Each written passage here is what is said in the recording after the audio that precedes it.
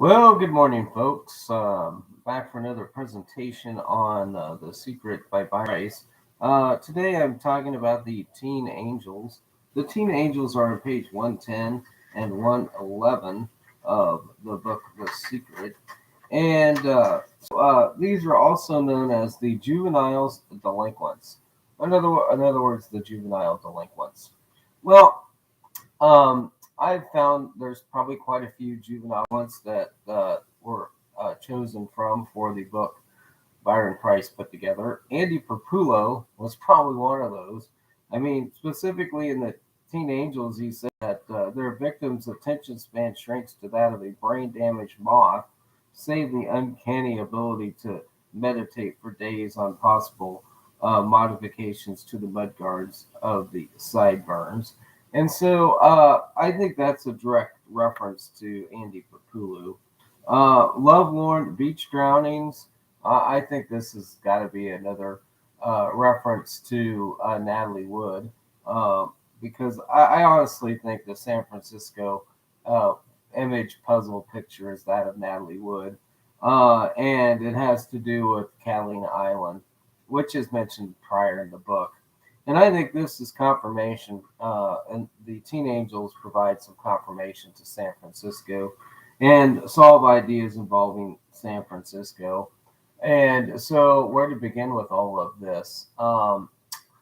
I guess we will start with the text part where he's mentioning these. I think he's mentioning Jim Jones.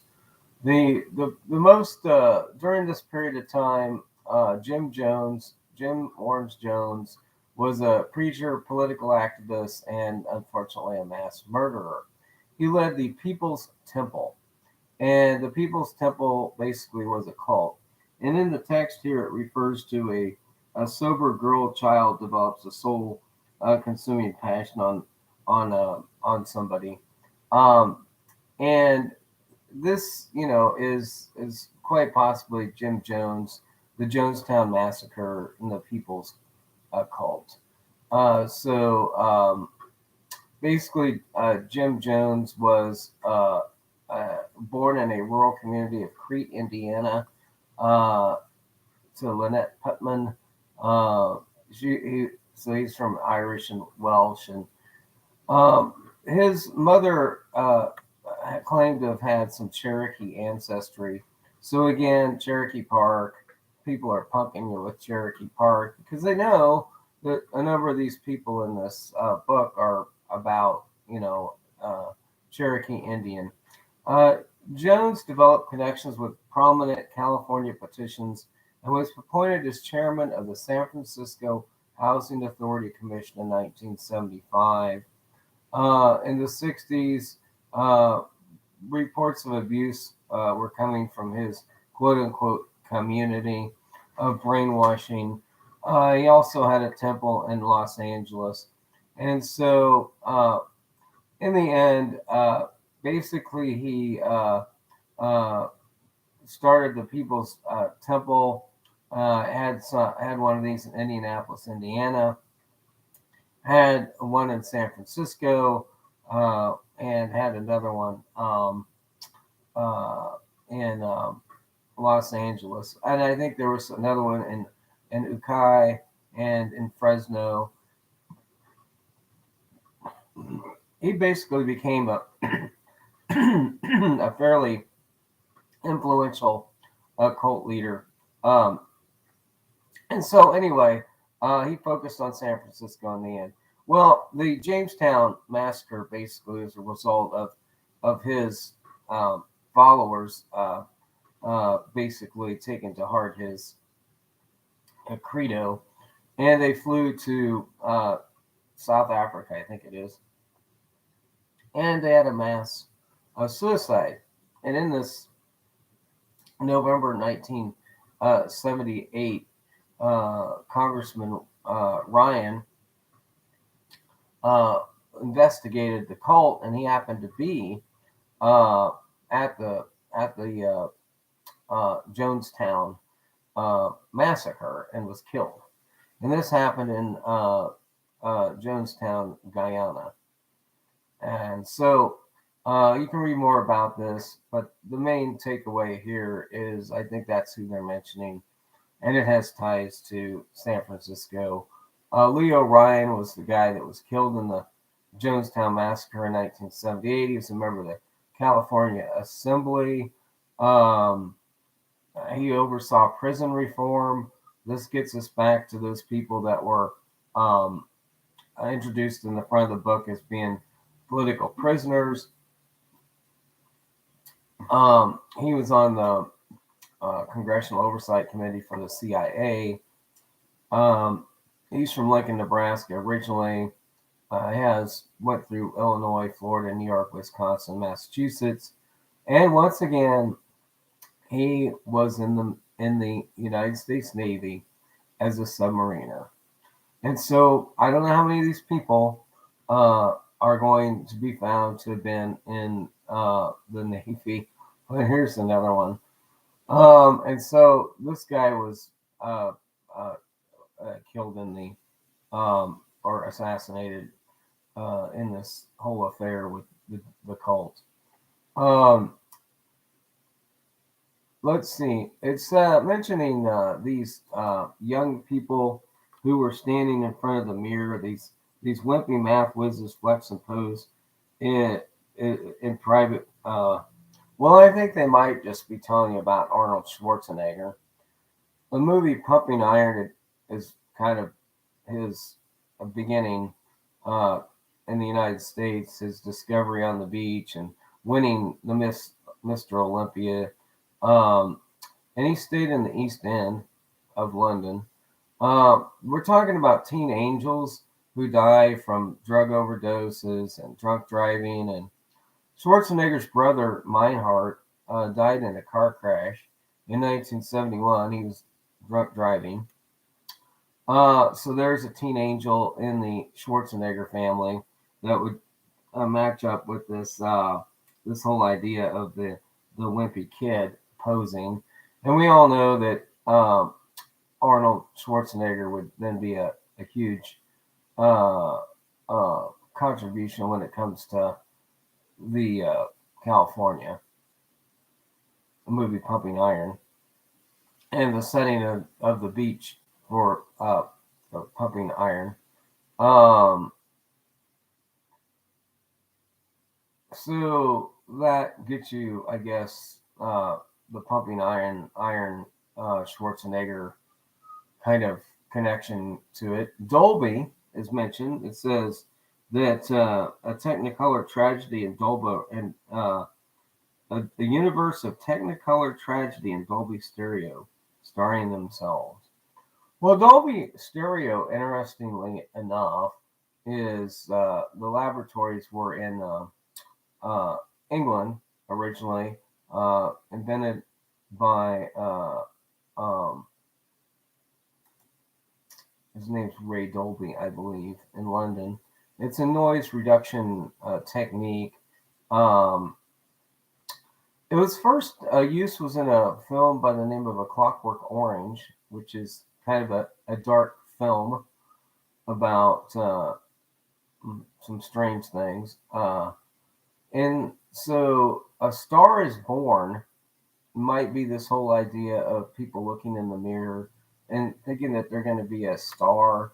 And A Star is Born was one of the first movie sound projectors. So maybe this Technicolor tragedy that they're talking about is the movie A Star is Born, in which Dolby Stereo was kind of first uh, put out there. It's about a rock star, and then it's about um, one of these romance kind of thing. Uh, and every somebody becomes a star. It's set in L.A.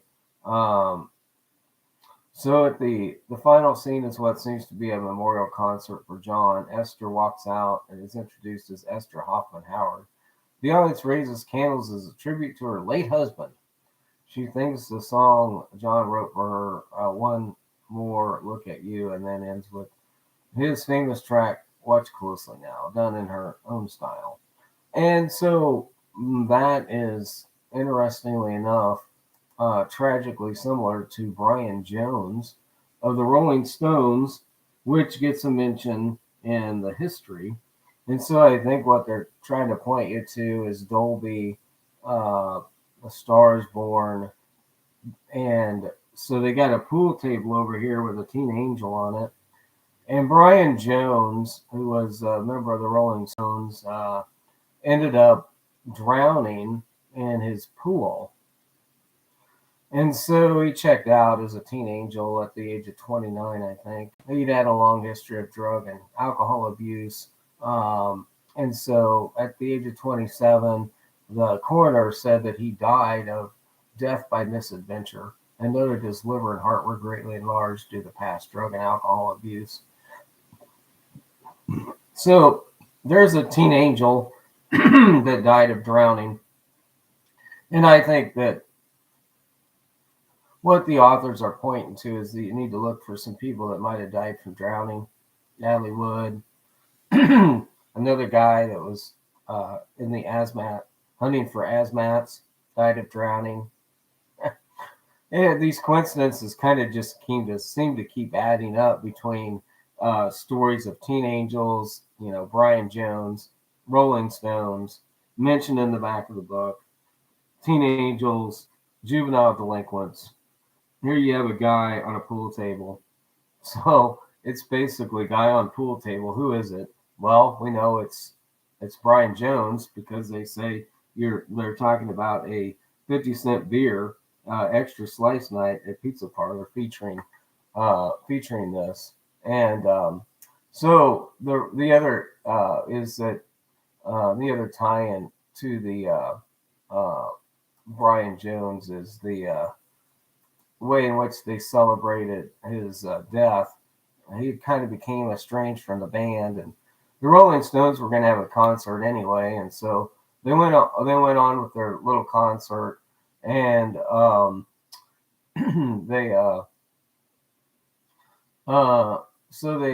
went on and just had the thing at the Cochford Farm in Hartfield, East Sussex, and it was a free concert of Black Hill Enterprises in Hyde Park. And it was just 2 days after Jones' death. And they had this show, and Jagger began by reading an excerpt from Percy Shelley's poem Adonis, an elegy written on the death of his friend John Keats. And so I think this is fitting because I think the previous story I thought had a reference to Shelley and the author Shelley as well. So I just think there's some connection. The two Joneses are interesting, but I think the biggest elephant in the room on this particular one is James Dean. And if you go to the Star is Born, obviously you can do the Barbara Streisand, Chris Christopherson, and that whole idea. But I think it's more about the storyline of this than anything, and that they're talking about, a tragic type of theater presentation. Dolby stereo was also used in Star. Let's see, A Star is Born, and then Star Wars. And we've had a previous mention of Star Wars as well. And when that movie came out, everybody picked up a lightsaber and became the universal star of the universe. And so I think those are two more references to Dolby and the way in which it might play in. Dolby's U.S. headquarters, by the way, were in San Francisco. Okay, so I don't know what kind of pool table that is, but if it's a Brunswick pool table, the Brunswick company hails from Cincinnati originally. So then you get into a bunch of possibilities there. But so that's the kind of, or if that is a Brunswick pool table, that would give you some, I don't know, you can look at the history of that. But I think the more important part is that we're looking at James Dean, and we're looking at James Dean in front of a Kaiser automobile. And so I think the crux of this whole entire article is about James Byron Dean, another teen angel. He died in a car crash in 1955. He became the first actor to receive a posthumous Academy Award for Best Actor. He was born in Seven Gables Apartments on the 4th Street, McClure in Marion, Indiana. So here's another reference to Indiana moved.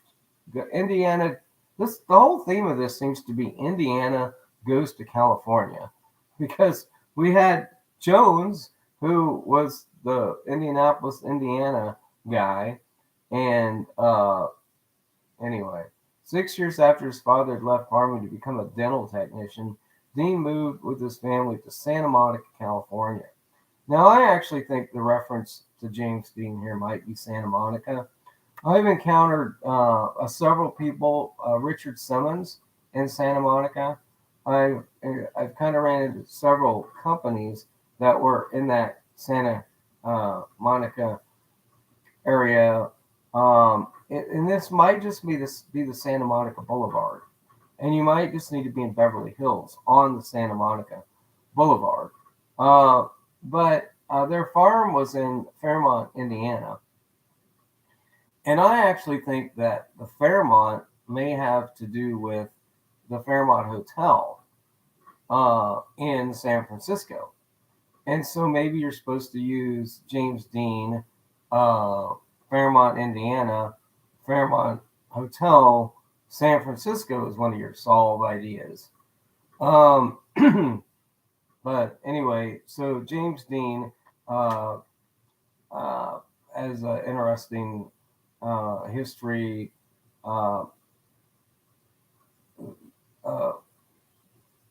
Dean was also a parking lot attendant at CBS Studios. That's maybe why they have him poised in front of a Kaiser automobile. He was in East of Eden, Rebel Without a Cause, and then some other. While at UCLA, he dated Beverly Willis. So here we get James Dean and a Beverly. Maybe it's Beverly Hills. But undoubtedly, this is about James Dean.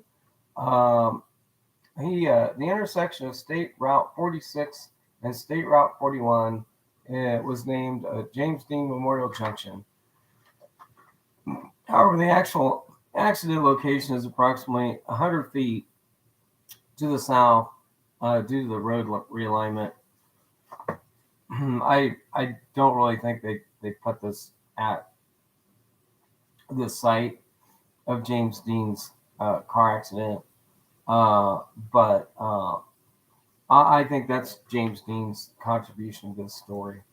But he's standing in front of a Kaiser Motor Company car, and interestingly enough, Kaiser Motor Company had this big K, but underneath it, its emblem was a buffalo. And I don't know if that means Buffalo, New York, but I'm pretty sure that buffalo is going to play into one of the puzzles. It could be the verse that says, at its foot, and you're looking for a buffalo statue. I don't know. But the Toledo, Ohio has some connections, and it made automobiles at Willow Run, Michigan. So Henry J. Kaiser was and is a guy that died in Honolulu. He was born in Sprout Brook, New York. They made their money building. His father was a shoemaker. Oh, Remember all those damn shoes that we've been seeing in these damn images from time to time? I'm wondering now if those shoes have something to do with Kaiser. Uh, so anyway, his father was a shoemaker. Kaiser's first job was a cash boy at a department store. Um, he met his future wife, Bess Fosberg, daughter of Virginia lumberman, uh, in Lake Placid, New York. But basically, Kaiser got into shipbuilding and in Richmond, California. And his ships became known as the Liberty ships. Well, we know Liberty Boulevard is the addressing location of Cleveland. Um, but I don't know how you use Kaiser's story here in the back to get you to the Liberty. And then they made these victory ships as well. He visited the Ford assembly line. Uh, the other shipyards were in Vancouver, Washington State, and Portland, Oregon. So this guy kind of matches up. Kaiser kind of matches up pretty well with that possible Pacific Northwest location as well. But that the Richmond, California shipyards, um, you get into this Kaiser Permanente deal, and then I think you have the Kaiser Aluminum, I think, might be part of this too. But he died in Honolulu. Um, he built a bunch of civic centers. He was involved in the construction of the Hoover Dam and the Grand Coulee Dam. He had a class of 18 United States Navy Fleet replenishment oilers were also built by the Kaiser Company, but most of those were completed after 1982.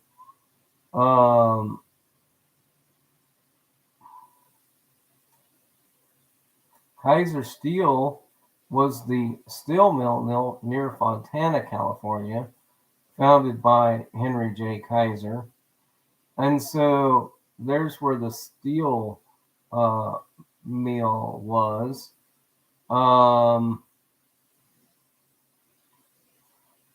Kaiser Steel got its start in 1941 and opened the Fontana Mill. Coal for his early production came from the Utah Fuel Company Mine Number 2 in Sunnyside, Utah. So there, that gets you a connection to Kaiser and Utah. Kaiser Steel purchased the entire Sunnyside, Utah facility. In 1955, Kaiser purchased 500,000 acres of land near Raton, New Mexico for future expanded coal production. And they named the mine in Raton of the Kohler mine. And it was upgraded until a newer, more modern York Canyon mine was completed nearby. So they got most of their coking coal from there. Also needed for the production of steel was limestone, and until 1955, this material was purchased from various sources in California and Nevada. In that year, Kaiser Steel purchased a large deposit located in Cushenberry, California, only 75 miles from Fontana. Cushenberry, California. Teen Angel. Wow. That might be important later. That might be actually the clue I've been looking for all along. That had to do with the Teen Angel standing next to the Kaiser. I honestly think I have finally put together a puzzle with all the pieces now, with that little piece of information right there. I now think I can go solve a puzzle. And it's all because of the back of the book. not because of anything specific in an image, but because of the back of the book, and learning about the stuff that's presented. You know, the Kaiser Steel Corporation, the Kaiser car, etc. So I talked about Arnold Schwarzenegger earlier, and the 1991 science fiction film Terminator 2: Judgment Day was largely filmed at the steel mill in Fontana. Okay, I realize that we're now saying that Byron Priess uh, is responsible for controlling things that happen in the future. yeah, yeah, but unfortunately, so many weird things that you read about in The Secret, they actually, pardon me, still trying to get over this cold. They still that some of these things that you find in The Secret that happened after 1982 are almost eerie predictions from the book of things that are yet to come. So anyway, all right. Well, that's the information on Kaiser James Dean. Another teen. There's been many teen angels that have died out in the deserts in California. One of them died at Muroc Air Force, and that's another teen angel, by the way. And so these teen angels, you know, are people that died young.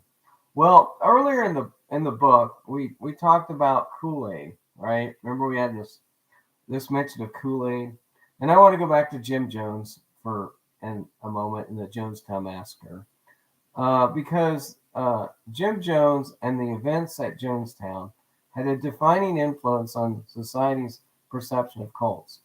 The widely known expression "drinking the Kool-Aid" developed after the events at Jonestown, although the specific beverage used at the massacre was Flavor-Aid and not Kool-Aid.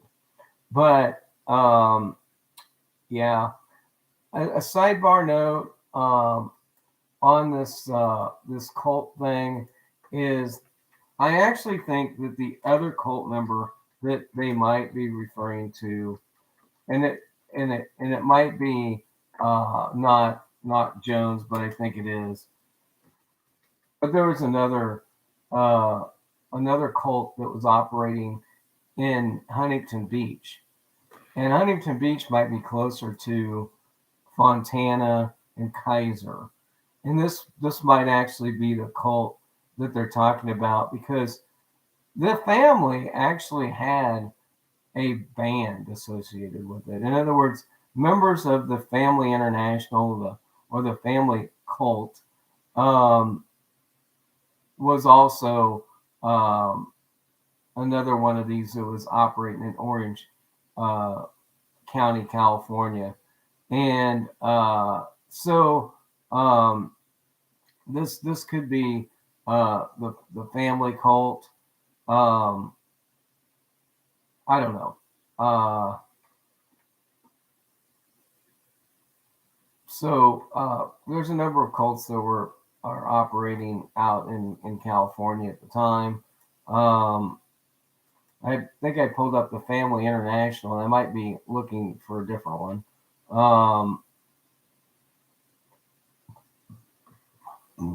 But you can look more into the history of the cult. We also could be talking about the Hare Krishnas,